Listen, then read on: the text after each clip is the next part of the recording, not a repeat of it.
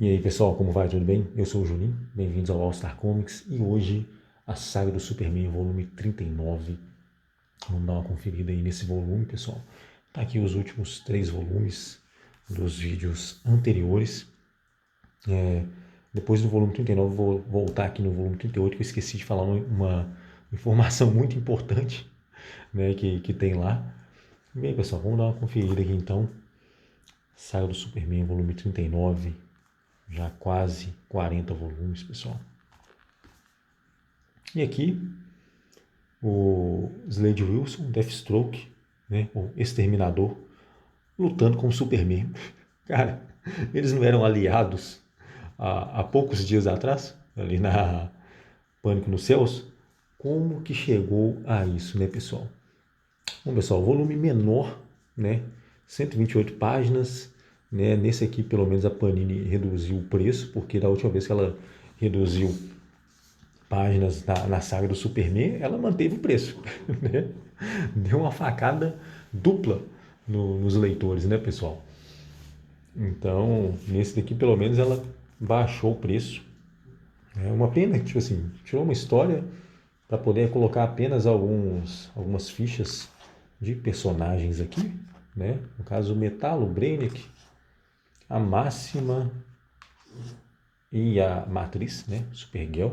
O Metalo mesmo, eu acho até que já apareceu, pessoal. Ficha dele em outra edição de saga. Mas enfim, tá aí de qualquer forma, né? 8 páginas aí para colocar essas fichas, né? Menos páginas no volume geral e uma história a menos. Mas bem, vamos lá.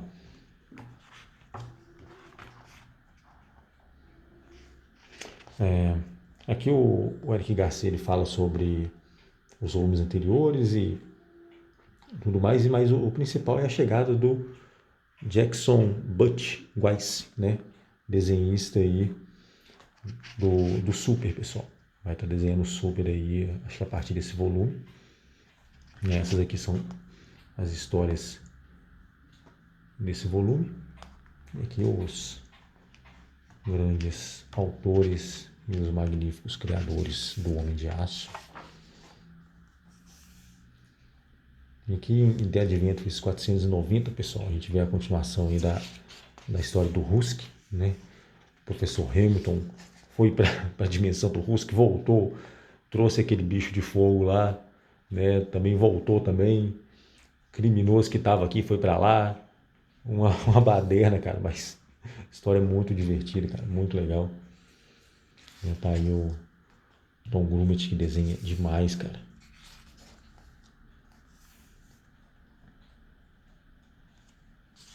Jimmy Olsen também participando, as coisas finalmente parece que voltaram a dar certo pro Jimmy, né, cara? Nossa, velho, tava doloroso ver o Jimmy passando aqueles perrengues lá, né, cara? E aqui o Ron Clope, cara, que é um personagem legal pra caramba, né? Tá bem sumidão, assim, dos quadrinhos, né? Mas nessa época que trabalhavam legal a trama dele. E aqui a gente vê ele e a irmã dele aqui, né? Basicamente a irmã dele é do pessoal, é o pessoal que não gosta de trabalhar, mas adora militar, né? E o Ron é o cara que corre atrás e vai conquistar as coisas com o próprio esforço. Basicamente é isso aqui, dá para descrever bem fácil dessa forma. E bem, a história segue aí de uma forma bem legal.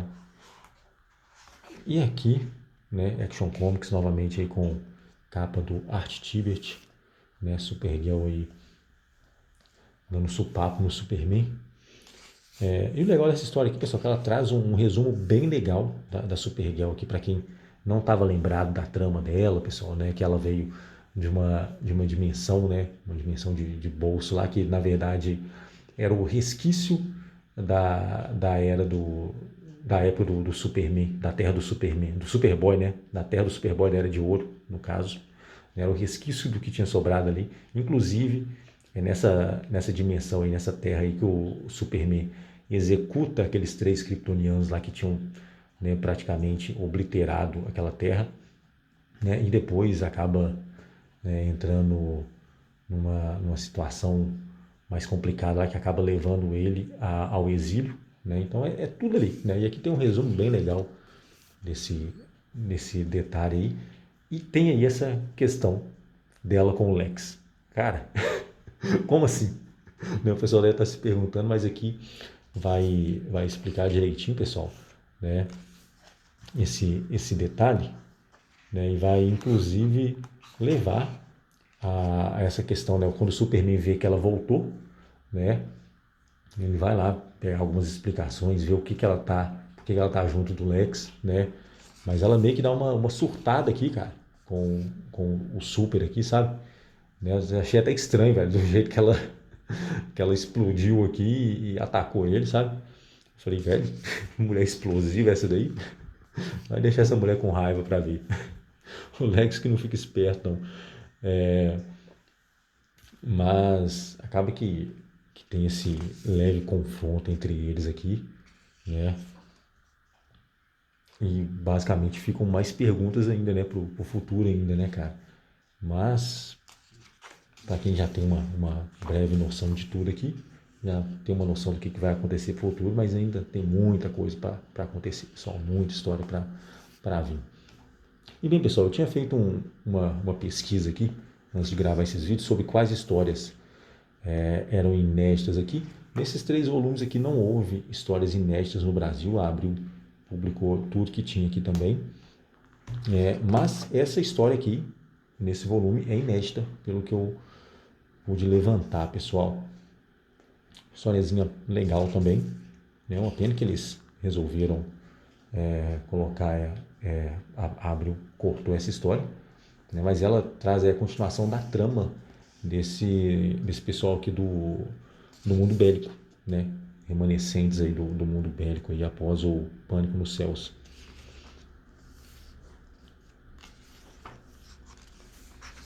E aí tem essa criatura aqui, né, que é ligado ao Projeto Cadmus, sabe? A história é bem legal, gostei bastante dela também. É uma pena que realmente na época lá a Abril cortou, né? E aqui tem o Super e o Deathstroke. Basicamente, pessoal, né, essa história aqui ela interliga com o título do Superman, mas ela vem das histórias do Deathstroke, né? Por algum motivo ele estava fugindo ali de Metrópolis, né? O pessoal da Meg Sawyer aqui vai para poder capturar ele dentro do voo, né? Que já é uma ação complicadíssima, né? O cara por si só já detona eles, eles já não teriam a menor chance, né? Mas enfim, eles tiveram a maravilhosa ideia de fazer isso num voo, onde está lotado de civis.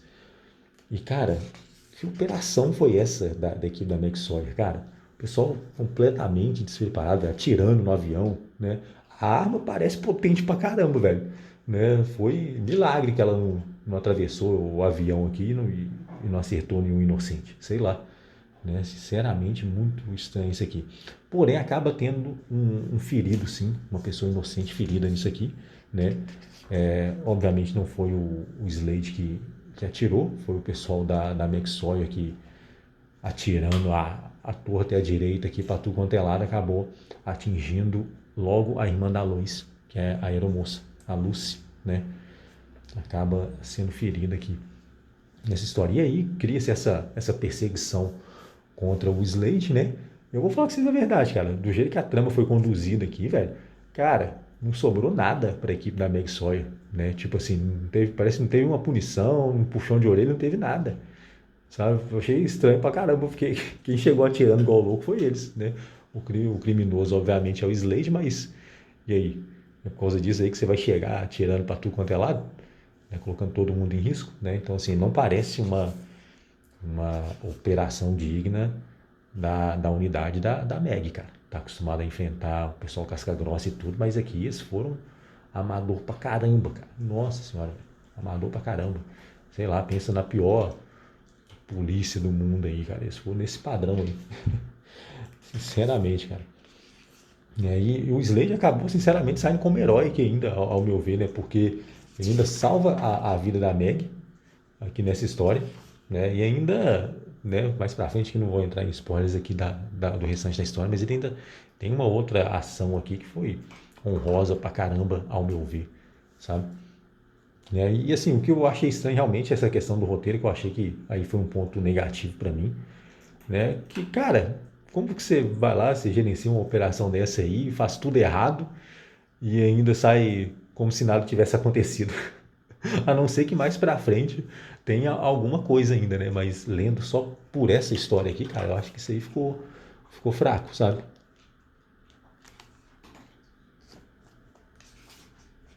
E aqui o Metalo voltando aí. Ele já tinha dado as caras mais atrás aqui, em outras histórias, né? Mas aqui ele finalmente volta, né? Como eu falei, as histórias, a trama é muito bem trabalhada, vai sendo trabalhado pouco a pouco ali, mas acaba chegando, né? Uma cabeça boa sobre os ombros, né? Historiazinha também muito legal. Acaba que quem se ferra bonito aqui é o José Delgado, de novo, cara, Predador. Né? Tava no cinema aqui com a Cat e o filho dela. Bem quando o Metal aparece, ele decide agir, pessoal, mas para quem se lembra, muito tempo atrás lá nas outras histórias, nas histórias passadas aí, ele ficou paralítico, né? E acabou usando uma armadura, mas acabou finalmente conseguindo se curar e voltar a, a andar, cara. Mas parece que ele entrou de novo nessa situação aqui, pessoal. Então tô ansioso para poder ler a continuação da trama do José Delgado aqui. Né? Tem um embate do Super com o Metalo, né? E então, a história é muito boa também, encerrando aqui esse volume, cara. Olha essa arte, velho. Que demais isso daqui.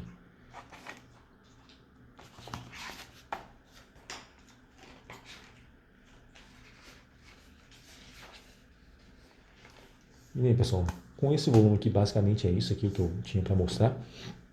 Voltando aqui no volume 38, o que eu queria mostrar é isso aqui, né? Passou batido por mim na primeira vez que eu li, porque igual eu falei, eu sempre deixo para ler o editorial por último, né? Então eu li essa edição, eu já estava para ler essa edição aqui. Aí eu resolvi dar uma olhada lá no site da Panini para ver como que estava as próximas publicações que já estariam em pré-venda e tudo, e vi que tinha previsão de história de edição para junho, né, para maio, junho. Falei, peraí, como assim, né, junho? Né, era para ser julho, não? Né? Falei, cara, tem coisa errada aí, cara. Aí eu achei estranho, velho. Fui lá e voltei, cara, nessa edição aqui. E, cara, olha a informação que tava. Eu ainda não tinha lido o editorial. Olha a informação que tá aqui, ó. A saga do Superman agora é mensal. Cara, voltou a ser mensal, velho. Cara, nunca deveria ter deixado de ser, né? E eu tava trocando ideia com um brother meu, Daniel, que coleciona Superman desde sempre, ele, né? E a gente tava conversando a respeito disso aqui, pessoal, né? Que assim, tava um perto, longe, né? Tá muito próximo, mas na publicação bimestral tava muito longe. Tava só pro ano que vem, pessoal.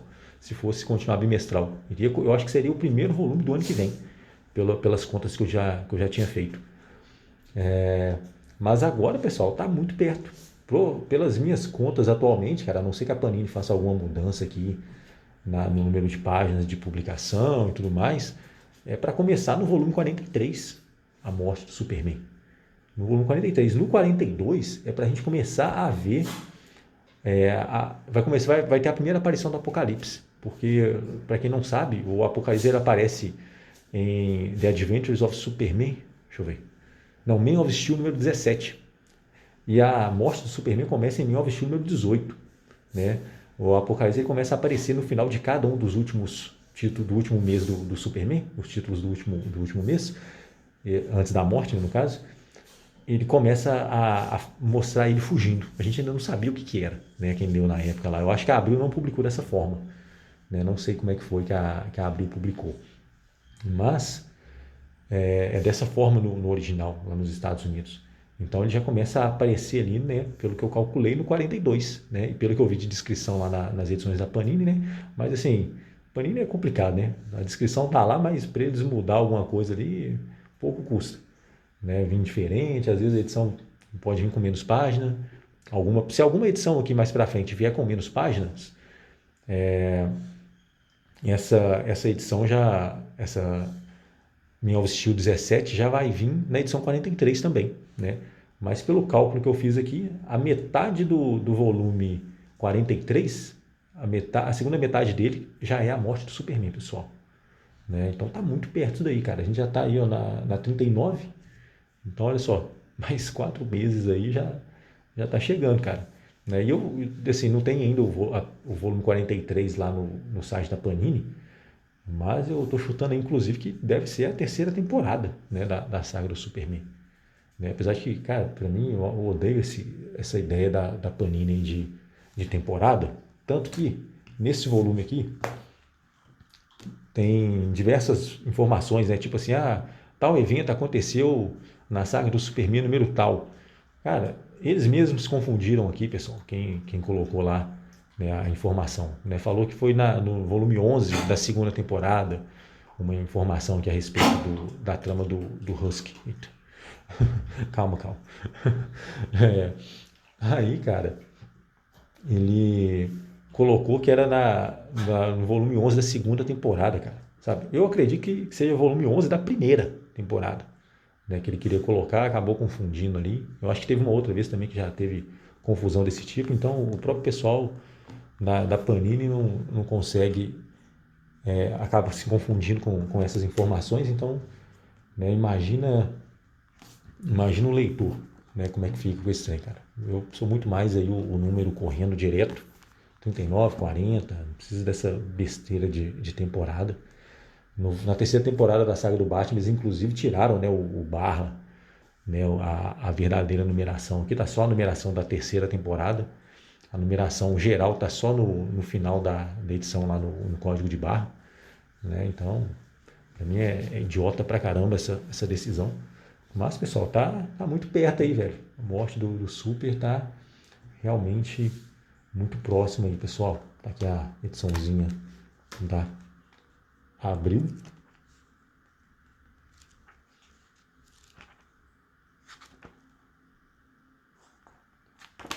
E é isso, pessoal. No mais, muito obrigado quem assistiu. Se gostou, deixa um like. Tamo junto. Até a próxima. Valeu.